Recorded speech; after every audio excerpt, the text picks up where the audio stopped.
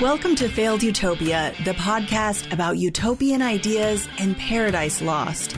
We look at utopian concepts of the past, present, and future, as well as utopian communities and cults, which promise the world to eager followers, but inevitably fail when it all starts to unravel.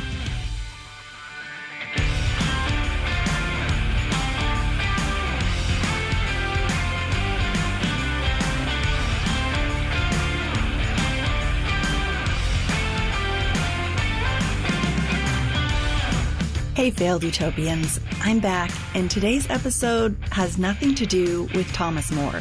I know you're all super disappointed, but if you stuck with me through 8 episodes of Utopia, how can you possibly fail now? Well, I'll tell you, failure is always an option, and it's never too late to fail. Thanks for coming to my TED Talk. But seriously, friends, thank you so much for all your support. Your downloads, your word of mouth passing it on, repping the show with attractive and flattering merchandise, and your donations that help keep the show going. Failed Utopia fans are the best fans ever.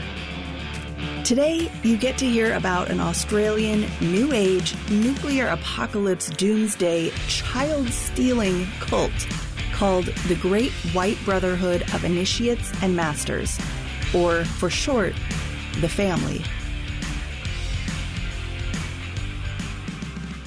Some episodes of this podcast contain disturbing or upsetting topics. Use your discretion for yourself and those around you. This won't be appropriate for kids. If you feel you need support, please consider asking for help through a crisis line, a mental health professional, or a loved one. I have resources including crisis hotline phone numbers listed in the show notes. The cult operated outside of Melbourne, Australia from about 1963 until the early 1990s. The short version? Cult leader Anne Hamilton-Byrne was a reincarnated female Jesus, supposed to bring humanity back from the brink after a nuclear war-induced apocalypse. They stole babies, and they also dropped a lot of acid. But here's the longer version. In the early 1960s, Anne Hamilton was a Melbourne-based yoga teacher and self-styled spiritual guru to her yoga students. As she grew in influence among her middle-aged female students, it turned out she had a bit of a talent not just for contorting into poses, but also for manipulating and conning people. She wanted to grow her little group into something significant, respectable, influential, and, of course, lucrative. She set out to expand her influence and reach some more powerful people to become her disciples.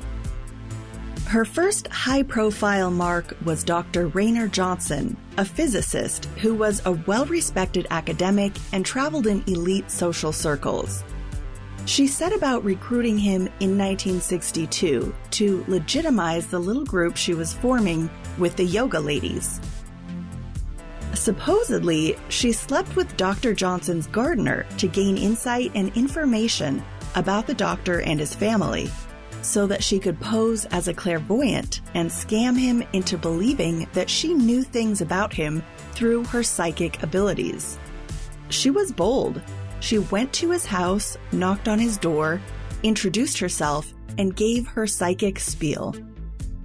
One of the things she told the doctor was that he and his wife would take a trip to India, and that while abroad, his wife would become ill. The doctor and his wife did take a trip to India, and believe it or not, his wife actually did get sick with dysentery. Wow, maybe Anne really was psychic. That's what Dr. Johnson thought anyway, and from then on, he became her devoted follower. Anne continued to feed him a load of horseshit, including saying that she lost 3 children and contemplated suicide during her first marriage, none of which was true. But her plan was to play on his sympathies, and it worked. She also claimed that she traveled through the cosmos, playing on Johnson's interest in metaphysics, something that would have been a bit more acceptable as an interest for a theoretical physicist back in those days. Dr. Johnson referred his rich and influential friends to Anne, and she used similar schemes and manufactured miracles to convince these very gullible rich people that she was a reincarnation of Christ. Another one of Anne's influential marks was psychiatrist Howard Whittaker.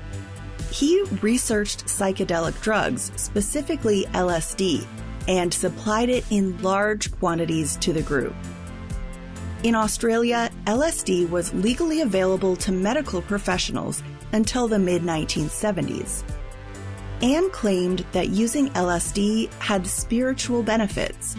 She used it herself and began requiring a ceremony for new initiates to the family, which involved injecting them with the drug and locking them in a room. Then, while the poor, gullible soul was still tripping balls, the door would burst open to reveal Anne in a theatrical display of flowing white robes and dry ice-induced mist. Sweet Lady Jesus. She called the ritual a clearing. Ultimately, she amassed 500 followers. Members were largely respected people in society, like lawyers and judges, scholars, doctors, and politicians. This is a little unusual compared to a lot of cults out there who focus their efforts on people who are a little lost in life, are seeking, looking for the meaning in their lives. Anyone can fall victim to a cult, including highly educated, successful people. But many cults do prey on people with as little social support as possible and quickly get to work undermining their ties to family and friends outside the cult. Not so with the family, and that was a deliberate strategy by Anne. These were wealthy, upper-class, powerful people with valuable skills and connections. They used their resources and influence to get Anne what she wanted. And one thing Anne wanted was a bunch of kids. She had a weird obsession with kids. She would go on to collect 28 of them. Some were the children of cult members, but it turned out that a bunch of them were kidnapped. Around 1968, Anne started collecting kids.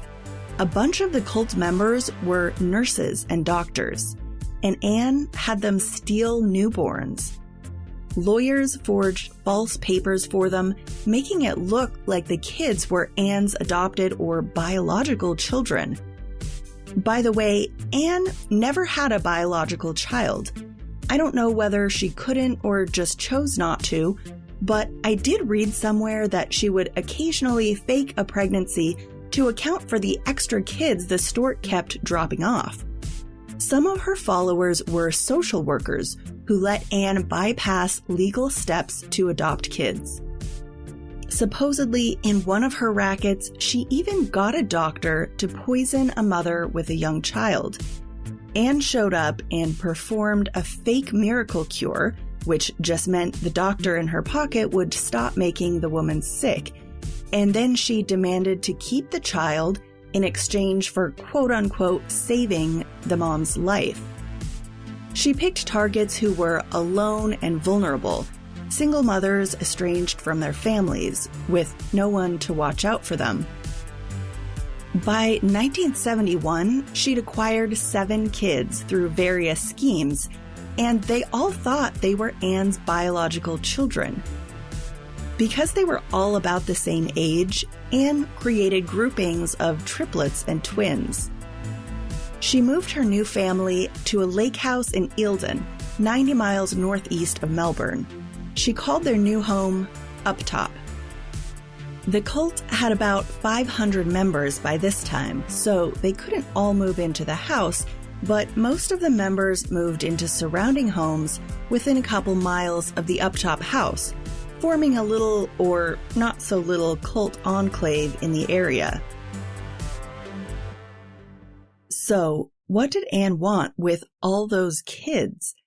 She was collecting them as a hedge against the coming apocalypse, as specified by her own doctrine that she preached to her followers.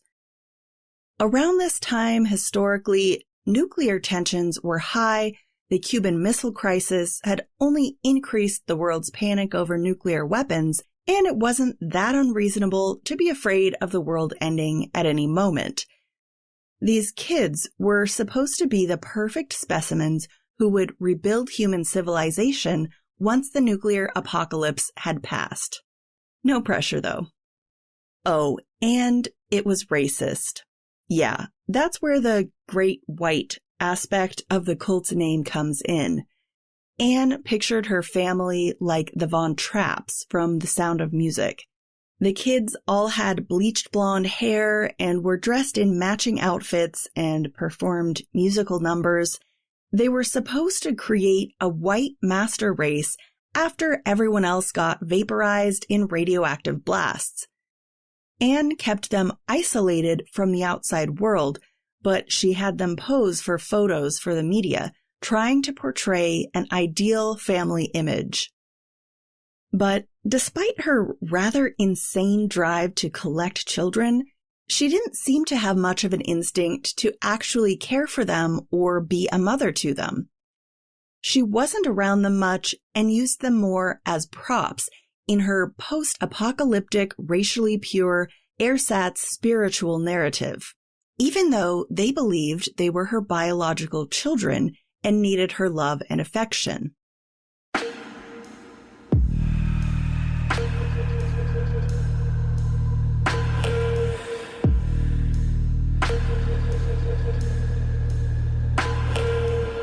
The children were left in the care of a few female cult members who they called aunties. The aunties enforced a strict code of discipline and a schedule that included a 5:30 a.m. wake-up time, meditation and yoga infused with the group's woo-woo New Age beliefs, and homeschool. They were kept away from the outside world except in Anne's carefully crafted photos and videos that allowed her to curate what the rest of the world saw of her family. Beatings, simulated drowning in a bucket of water, and other torturous punishments were common. Reportedly, if Anne was away from up top and a child misbehaved, Anne would call an auntie and have the phone held up to the child's face while another auntie beat the child with a belt. The kids were kept on a starvation diet, allowed to eat very little, and forced to participate in regular weigh-ins. They would sometimes make themselves vomit before the weigh-ins for fear of coming in overweight. If Anne or the aunties thought the kids were too heavy, they'd be starved even more, sometimes going days without food. Girls were shamed for their body changes at puberty. Anne herself was fixated on her appearance in another way, plastic surgery. She had countless procedures over the years, eventually becoming almost disfigured, her face like a mask. What made Anne the way she was? No one can say, but she did have a grim past before she manipulated her way into becoming the leader of a 500-member child-abusing doomsday cult.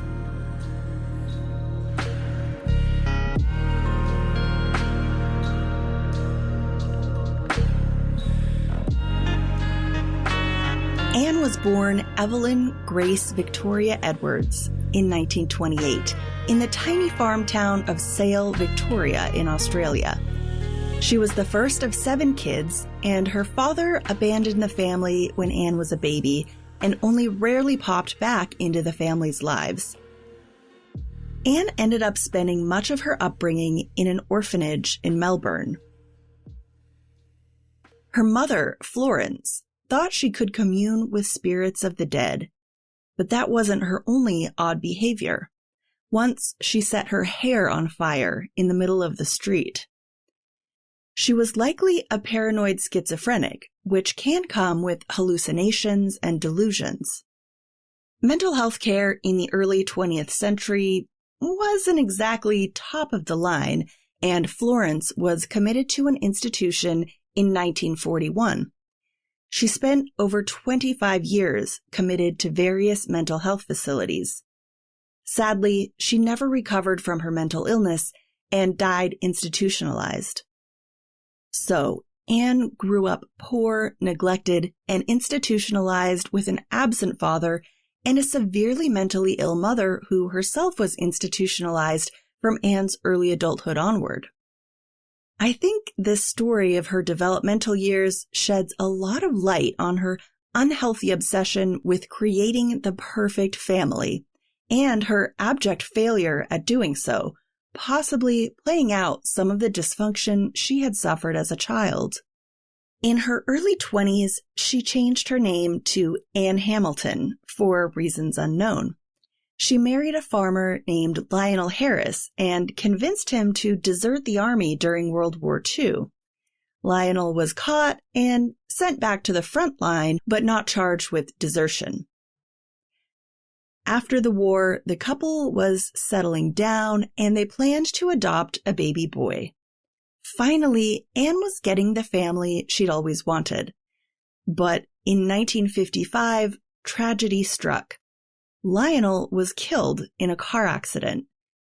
Everything she'd been yearning her whole life for and almost had within her grasp was ripped away, including the adoption of the baby boy.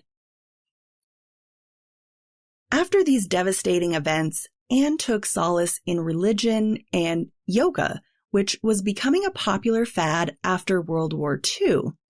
That actually surprised me. I had no idea that yoga was popular in Australia in the 1950s. Anyway, she got pretty serious with her practice, and she started teaching yoga in 1960 at age 39. The classes she led incorporated her own pseudo-spiritual ideas, combining Eastern philosophies she'd been exposed to thanks to her mother, who had used it in her work as a so-called medium before she was committed. Anne started gaining a reputation as a spiritual guru for local middle-aged women who came to her yoga classes. She swirled in Hinduism and Buddhism, which she cherry-picked and intermixed with Christianity. Jesus, Buddha, Krishna, and now Anne were all spiritual beings who had come to Earth to help humanity. To Anne's new followers, she'd become the new Christ. And that's how Evelyn Grace Victoria Edwards became Anne Hamilton-Byrne, cult leader.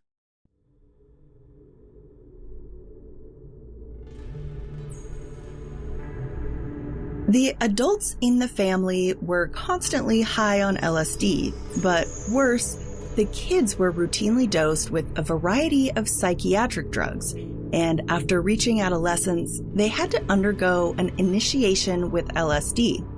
It was called going through. It was something like the clearings I described earlier, injected with LSD and locked alone in a room, but it went on for days, with an auntie dosing them every 12 hours.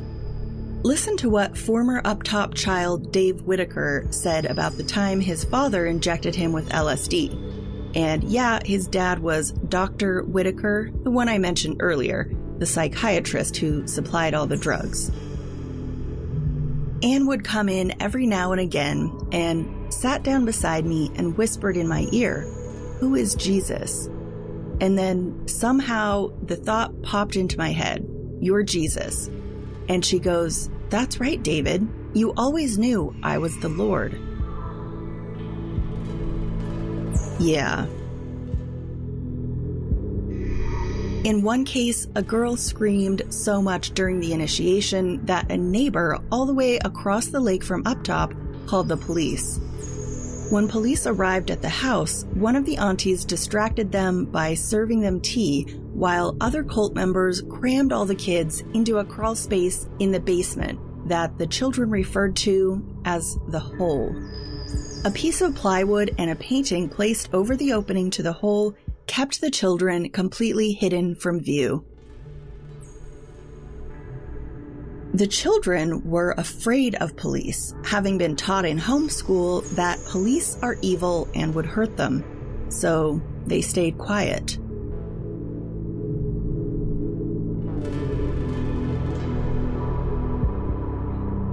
By the mid-1970s, Anne had collected more kids, some that cult members gave her, but mostly through kidnapping, coercion, and adoption scams.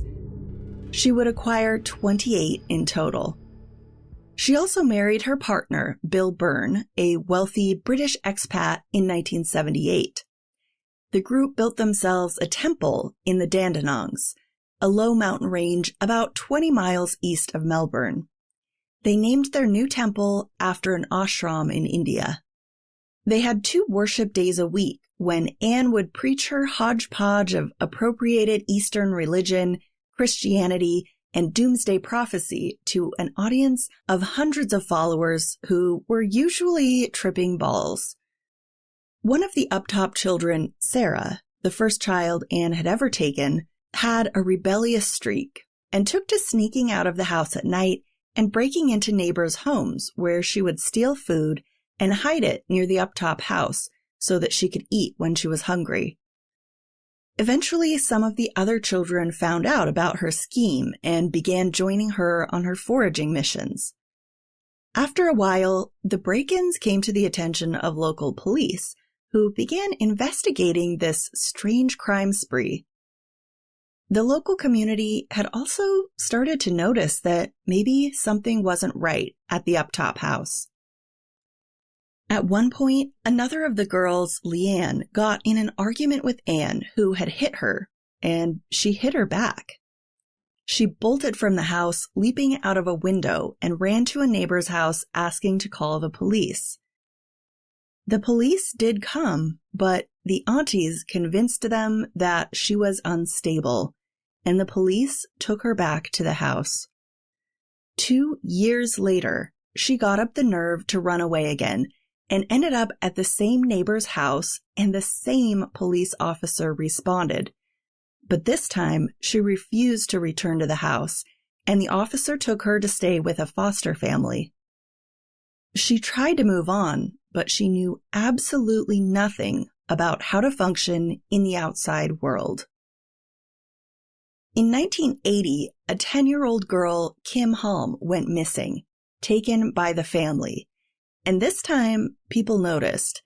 The girl's father suspected the group of having something to do with it, based on a suspicious vehicle he'd seen when his daughter went missing and which police were able to trace to the family. Finally, the kidnappings were starting to catch up with the cult. But it turned out that the girl's mother was a member of the cult. So, even though the father took the case to court, and it generated media attention toward the family, there was ultimately nothing done, since the girl was with her mother. By this time, Anne had amassed significant wealth and properties around the world. Her apocalypse prophecy no longer served her. She had everything she wanted, and she began to lose interest in the cult generally and in the kids. She and Bill began traveling more, spending time at their properties in England and America, and spending less and less time at Uptop. In 1985, 16-year-old Uptop kid Sarah had an altercation with Anne, who disowned Sarah, throwing her out of the house and telling her to go die in the gutter. So much for family. Sarah sought refuge with some friendly neighbors who took her in and managed to reunite with Leanne, the other runaway. They were both upset that they had left the other children behind in the House of Horrors and resolved to go to the police and tell them everything. That finally kicked off a serious investigation of Anne Hamilton-Byrne, the family, and Uptop. And in August 1987, state and federal police raided the Uptop house, removing all of the children from the home. Anne wasn't at the house at the time. She was in the U.S. at a home she owned in the Catskill Mountains of New York State. But Bill Hamilton-Byrne was at home, and he physically restrained one of the children, refusing to let her go even when threatened by police at gunpoint. Officers physically wrestled the child away from him. Other cultists' homes were also raided, with huge quantities of LSD and prescription drugs seized. Anne released a weird, bullshitty, faux spiritual video from New York in response to news of the raids. And that was it. The family dispersed, some fearing legal repercussions. Their reputations were destroyed, their professional lives in tatters, and rightly so. The aunties were never brought to justice for abuse, though they were fined and one spent a few months in jail for Social Security fraud, and all have now passed away. Anne Hamilton-Byrne was also never brought to justice, nor was her husband, Bill Hamilton-Byrne, who had joined Anne in New York after the raid, where inexplicably no arrests had been made. Anne was extradited from the U.S. back to Australia in 1993, but the authorities believed they lacked enough physical evidence to make any charges stick, and were hesitant to put the children through any additional trauma by making them testify in court, especially when it might be all for nothing with the lack of hard evidence. Ultimately, Anne and Bill were charged only with the false registration of triplets, one of their fake adoption schemes. They were each given a $5,000 fine, pocket change given the millions they had accumulated, and in August 1994, they walked out of the Victoria court scot-free. The Uptop children suffered lifelong consequences from their cruel, dysfunctional upbringing. Some found their birth families. For others, it was too late. Sarah, one of the brave girls who brought it all down and helped save her 21 siblings from their lives of horror at Uptop, became a doctor and dedicated her life to helping other people, and she eventually found her birth mother. But she passed away in 2016 at age 46 after a lifetime battling depression, drug abuse, and suicide attempts. Meanwhile, Anne Hamilton-Byrne lived out her life as a multimillionaire and spent her later years in an elder care facility with severe dementia. She passed away in 2019 at age 98. Unbelievably, there are still a handful of acolytes of the family clinging to the shipwreck of lies, cons, and abuse.